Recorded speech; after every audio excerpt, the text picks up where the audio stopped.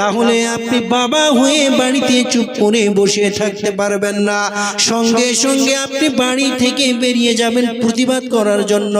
যে এটা আমার ছেলে, তুমি আমার ছেলেকে কেন বললে, এটা আমার মেয়ে, তুমি কেন কটু কথা বললে। আপনি চুপ করে থাকতে পারবেন না, আপনি এগুলোকে মেনে নিতে পারবেন না, আপনি গার্জিয়ান হয়ে সঙ্গে সঙ্গে প্রতিবাদ করার জন্য ছুটে যাবেন। কিন্তু বন্ধুরে, ওই কঠিন কিয়ামতের দিন